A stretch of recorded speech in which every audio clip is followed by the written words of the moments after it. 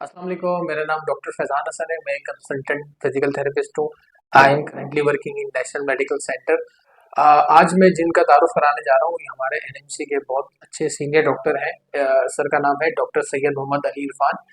Interventional cardiologist हैं और बहुत सीनियर डॉक्टर हैं, बहुत नाइस डॉक्टर हैं। बहुत मुश्किल से सर का टाइम आज मिला है और काफ़ी टाइम से मैं था कि क्योंकि मुझे काफ़ी क्वेश्चन आ रहे थे कि भाई कार्डियोलॉजिस्ट के बहुत से क्वेश्चन मेरे पास जमा हो गए थे। तो आज फिर मैंने सर से रिक्वेस्ट की कि आप हमारे लिए टाइम निकालें और हमारी ऑडियंस के लिए टाइम निकालें ताकि उनके जो क्वेश्चन है वो आप आसानी से दे सकें। अस्सलाम वालेकुम सर। वालेकुम अस्सलाम। थैंक यू सो मच कि आपने हमारे लिए टाइम निकाला और तारुफ मैंने आपका करा दिया। अगर आप अपना तारुफ कराना चाहें तो बता सर सकते हैं। बता चुके हैं सर। चलो थैंक यू। सर कुछ क्वेश्चंस हैं जो कि चूंकि मेरा जो चैनल है डॉक्टर फैजान हसन उस पर लोगों ने मुझसे पूछे हैं, काफ़ी क्वेश्चंस हैं। तो आज मैं उनको लेकर आया हूँ आपसे डिस्कस करने के लिए ताकि आप उसको एक आसान लफ्ज़ों में उसको बयान करें, आसान लफ्ज़ों में उसका जवाब दे दें ताकि जो हमारी ऑडियंस है वो सुने और वो जिन जिनको ये जो मसले से गुजर रहे हैं उनका ये मसला हल हो सके। तो सर सबसे पहला मेरा सवाल ये है कि पाकिस्तान में कौन सी दिल की बीमारियां आम हैं जिनके बारे में आप बताना चाहेंगे? पाकिस्तान में सबसे पहले तो ये देख लें कि ओवरऑल बीमारियों में जो कि मौत की वजह बनती है, अगर एक सबसे बड़ा चंक अराउंड 25 टू 40% के बीच में अगर एक सिंगल डिजीज को जाता है तो वो है हार्ट डिजीज। ठीक है। ठीक है। अब हार्ट डिजीज सिर्फ एक तरह की नहीं है, इसकी मुख्तलिफ नौइयत हैं। कुछ हैं जो कि पैदाइशी होती हैं, बच्चों में होती हैं, ठीक। और अगर तशखीस नहीं हो तो उसमें से कुछ अ, बड़े भी हो जाते हैं और फिर उसमें वो प्रॉब्लम्स आनी शुरू होती हैं। कुछ इन्फेक्शियस डिजीजेस होती हैं, रूमेटिक हार्ट डिजीज। ठीक है कि एक दफ़ा इन्फेक्शन हुआ, उसका अप्रोप्रिएट ट्रीटमेंट नहीं हुआ बचपन में या जब भी, और उसके बाद फिर वो प्रोग्रेस करती गई और बाद में आपके उसमें वाल्व के प्रॉब्लम्स आ रहे होते हैं।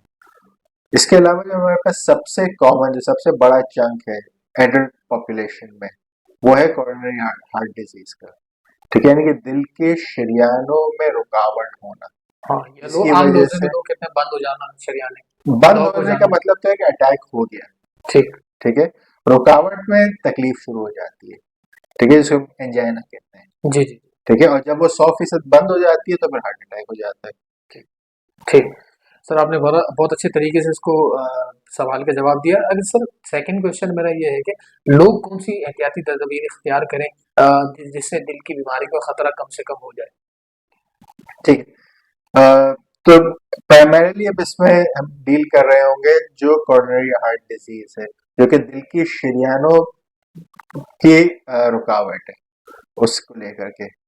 तो अब दिल की बीमारी, इसके रिस्क फैक्टर्स क्या हैं ये हमें देखना पड़ेगा पहले। सही, सही। ठीक है, कुछ वो चीजें हैं जिनको कि हम चेंज नहीं कर सकते और कुछ वो चीजें हैं जिनको कि हम मॉडिफाई कर सकते हैं। ठीक है, जिनको हम चेंज नहीं कर सकते वो तो रिस्क फैक्टर्स हैं रहेंगे। सही, ठीक है, आदमी अपनी उम्र नहीं बदल सकता, सही। आदमी अपनी जेंस नहीं बदल सकता। ठीक है, अपने खून, अपने यानी फैमिली हिस्ट्री को नहीं बदल सकते आप। ठीक है, ये आपके फिक्स्ड रिस्क फैक्टर्स हैं, जिनके पास है पॉजिटिव उनमें होगा ज्यादा। सही। अब आ जाते हैं उन चीजों के ऊपर जो कि मॉडिफाइबल है। ब्लड प्रेशर कंट्रोल, ठीक है, हाइपरटेंशन कंट्रोल, डायबिटीज और उसका कंट्रोल, और इन दोनों को मिला के चले तो लाइफस्टाइल, ओवरऑल हेल्दी लाइफस्टाइल।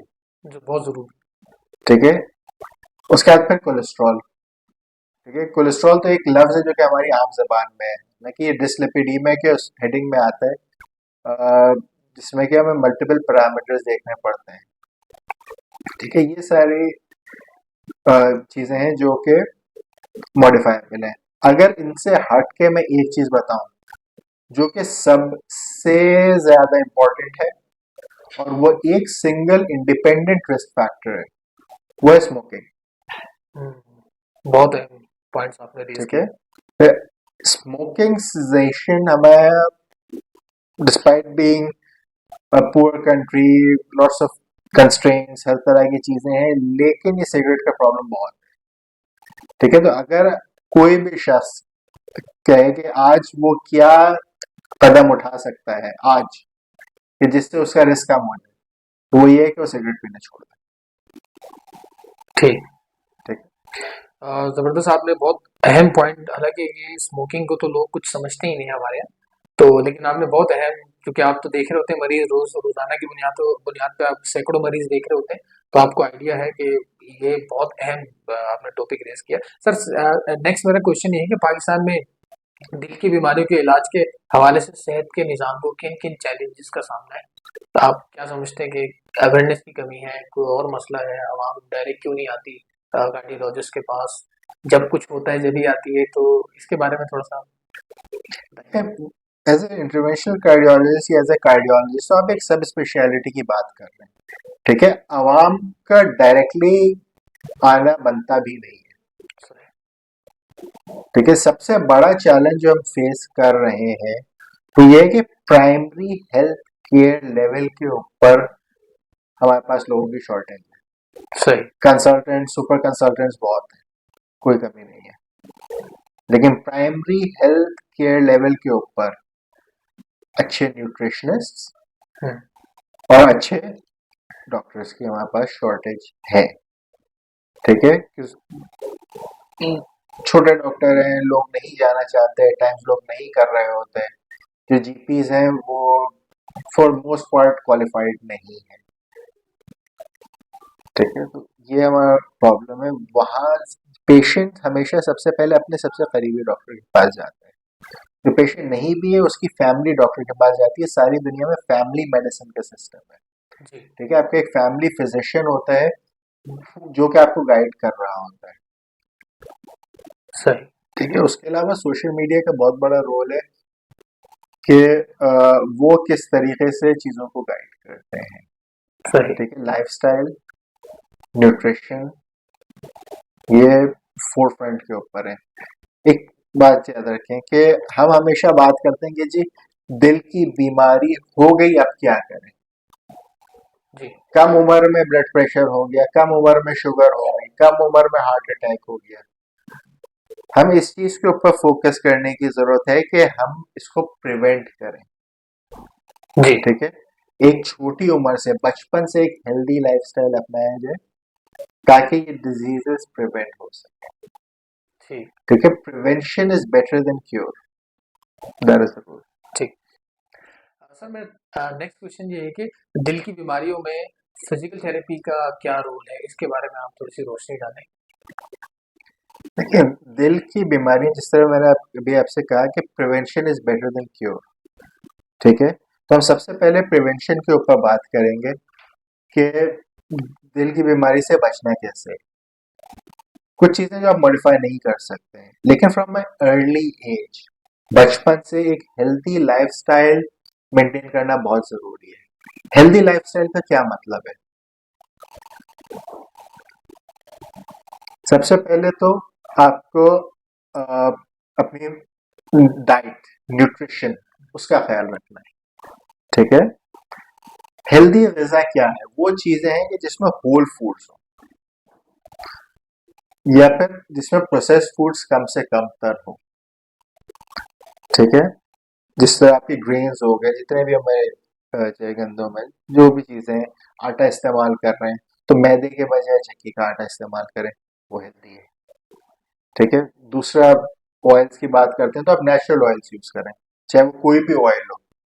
ये साइंटिफिकली चेंज होती रहती है, आजकल एवोकाडो ऑयल बहुत ऊपर है, ऑलिव ऑयल हमेशा से बेस्ट रहा है, लेकिन जो भी हो एक नेचुरल ऑयल हो, ठीक है। सबसे बड़ा दुश्मन है वनस्पति, सही। हाइड्रोजनेटेड ऑयल्स हैं, सबसे बड़ा दुश्मन है। अगर आप एक चीज खाने में अपने बदल सकते हैं तो वो है अपने खाने से वनस्पति निकाल दें, ठीक। ठीक है। बचपन से ही नॉर्मल नमक का इस्तेमाल रहे, ऊपर से एक्स्ट्रा नमक खाने की, बच्चों में नमक चाटने की औरतों को जो आदत है टाइम्स होती है, लोगों को खाने के बाद, खाने से पहले होती है, उससे परहेज करें, ठीक है। गोश्त है, गोश्त खाएं, जो भी चीज़ है उसको खाएं, फ्रूट्स खाएं और हर चीज़ एतदाल में खाएं, ठीक है। हाँ, जितने प्रोसेस्ड फूड्स हैं, हॉट डॉग्स हो गए, नगेट्स हो गए, ये चीज़ें आपको नहीं पता इसके अंदर एग्जैक्टली क्या क्या मिला हुआ है, ये हाईली प्रोसेस्ड, इनसे बचें। दूसरा, फिर ये चीज़ें बहुत हेवीली फ्राई भी होती हैं, ठीक है, नॉर्मल फ्राई की भी चीज़ें खाना कोई वो नहीं है, ठीक। ठीक है। दूसरा वहाँ आ जाता है कि lifestyle, physical activity H recommend करते हैं अमेरिकन हार्ट एसोसिएशन, हफ्ते में कम से कम 150 मिनट फिजिकल एक्टिविटी होनी चाहिए, जो कि एक दिन के 20 से 25 मिनट के बीच में बनता है, अगर डेली फिजिकल एक्टिविटी कोई कर रहा है तो। वरना फिर आप उसको जो स्प्लिट कर लें, ये एक बेयर मिनिमम है जो कि आपको करना चाहिए। इसका ये मतलब नहीं कि बस इतना ही करके रुक जाना है, इससे ज्यादा फिजिकल एक्टिविटी होनी चाहिए, ठीक है।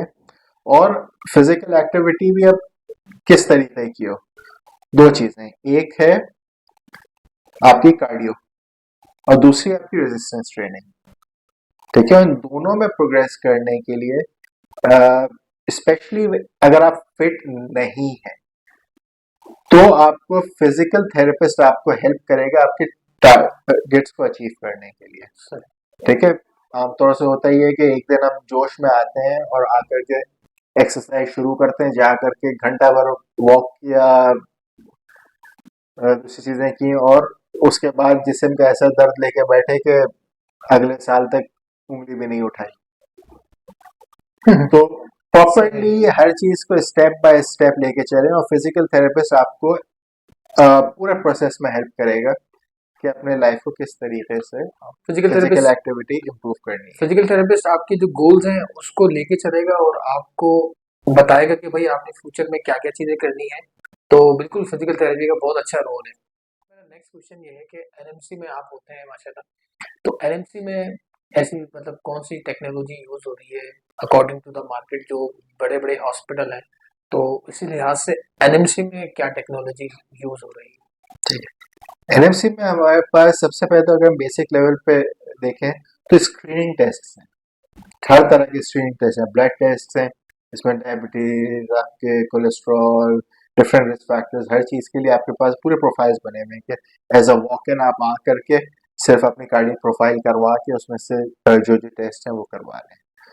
दूसरा, हमारे पास जो है वो पेशेंट्स जिनको के दिल की बीमारी हो चुकी है, ठीक है, तो उनके लिए हर तरह के डायग्नोस्टिक और थेरेप्यूटिक चीज़ें मौजूद हैं। तशखीस के सारे टेस्ट यहाँ पे होते हैं और हर तरीके का इलाज भी मौजूद है, चाहे वो एंजियोग्राफी, एंजियोप्लास्टी या बाईपास हो, सारी चीज़ें यहाँ पे मौजूद हैं हमारे पास। अच्छा, इस इवेंट से गुजर जाने के बाद उसके बाद फिर आदमी को ये होता है कि सबसे ज़रूरी जो स्टेप है वो है फिजिकल थेरेपी या कार्डियक रिहेबिलिटेशन। तो हमारा जो फिजियोथेरेपी डिपार्टमेंट है वहाँ में कार्डियक रिहेबिलिटेशन प्रोग्राम स्टार्ट किया हुआ है कि वो मरीज जो कि दिल के मरीज हैं उनको एक मॉनिटर्ड इन्वायरमेंट में एक्सरसाइज करवाना और उनकी फिजिकल फिटनेस इंप्रूव कराना। आजकल जो है मैं देख रहा हूँ कि काफी यंग एज में कार्डिक के जो प्रॉब्लम्स आ रही हैं, तो ये क्यों आ रही हैं? क्योंकि पहले तो हम ये सुनते थे कि 50 55 60 साल की उम्र में ये सारी चीजें होती थी, लेकिन अब वो मैं देख रहा हूँ कि 30 25 25 30 35 के लोगों को भी ये सारी प्रॉब्लम्स आ रही हैं। तो सर इनकी क्या वजूहत हो सकती हैं? बिल्कुल चीज़ें हैं।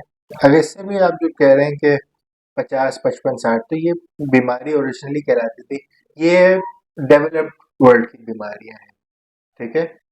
वो हमारे यहाँ नहीं है, दिल की बीमारी ज्यादा, दिल की शरीयानों के प्रॉब्लम्स, ये सब तो यूरोपियन प्रॉब्लम्स है और अमेरिकन उनके हैं। हमारे इन्फेक्शस का लोड ज्यादा था, लेकिन विद टाइम हर चीज यहाँ पे आई है। सबसे बड़ी चीज हमने क्या क्या लूज किया है, हमने अपनी फिजिकल एक्टिविटी लूज कर दी, हमने अपनी डाइट तबाह कर दी।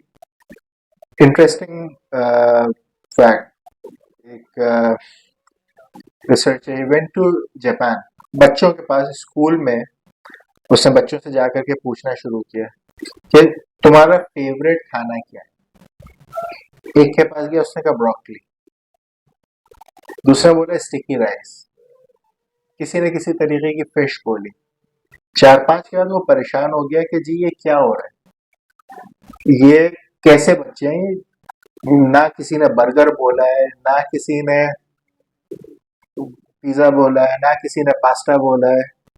कैसे बच्चे हैं ये कह रहा है कि मुझे घास फूस पसंद है, कोई कह रहा है मुझे सादी मछली पसंद है, किसी को सादा चावल पसंद है। जब उनके टीचर से पूछा तो उन्होंने कहा कि we teach our kids to eat healthy. जबरदस्त। ठीक है, हम अपने बच्चों को खिलाते भी हेल्दी हैं और कुछ सिखाते हैं कि आपको यही पसंद करना है। बेहतरीन। आप हमारे यहाँ ये ट्रेंड चेंज करें, ये हफ्ते में 4 दिन बाहर खाने का, आज रोस्ट खाना है, आज पिज्जा खाना है, आज पास्ता खाना है, आज बर्गर खाना है। तो बच्चे बोलेंगे मैंने दाल चावल खाना है, तो बिल्कुल ये ट्रेंड चेंज होगा। सिर्फ ये नहीं कि हमारे जल्दी आ गया, हमारे औरतों में भी अब कम उम्र में आना शुरू हो गया है। अच्छा। सही। ठीक है, नंबर 1 दुश्मन आपका वनस्पति है, दूसरा ये आपके सारे फास्ट फूड्स हैं जो कि हमारा कल्चर बन गया है। सर इसमें कोल्ड ड्रिंक्स का भी रोल है। आजकल बहुत आम हो गई कोल्ड ड्रिंक्स, बच्चे भी पीते हैं, बड़े भी पीते हैं, हर पार्टीज में हर जगह, तो उसका इसमें का भी रोल हर होता है। हर चीज का रोल होता है। ठीक है, जब आपके जितना लेट्स टॉक अबाउट कि क्या चीज है कोल्ड ड्रिंक्स में जो कि सबसे ज्यादा अफेक्ट करती है, वो है शुगर। सही। ठीक है, sugar is more addictive than cocaine. ओ। अच्छा। किसी को बोले कि मीठा, जो कि शौकीन हो मीठे का, बंद कर दो, पूरा खाना खा के भी बिलक रहो। सही बात है, मीठा खाने वाले जो है ना वो नहीं रह सकते। तो it's an addiction which leads to insulin resistance, which leads to diabetes, साथ में hypertension, family history, age, smoking, क्या बचा? हार्ट डिजीज नहीं होगी तो क्या होगा? सही सही, बहुत आपने अहम पॉइंट रेज किया अगर आपको हार्ट डिजीज रोकनी है, आपको उसे जड़ से रोकनी है। है। सही। Thank you so much sir. आज बहुत अहम अहम क्वेश्चंस के आपने बहुत आसानी से बहुत अच्छे जवाब दिए हैं। तो अगेन मैं आपको शुक्रिया अदा करना चाहूँगा, और अगर आपसे कोई सर से अगर कोई अपॉइंटमेंट लेना चाहें तो नीचे डिटेल्स आ रही हैं, तो काइंडली आप इनसे रब्ता कर सकते हैं। सर एनएमसी में होते हैं, नेशनल मेडिकल सेंटर, जो कि डिफेंस फेज 1 में है। Thank you so much sir, बहुत बहुत शुक्रिया। Thank you sir. वेलकम।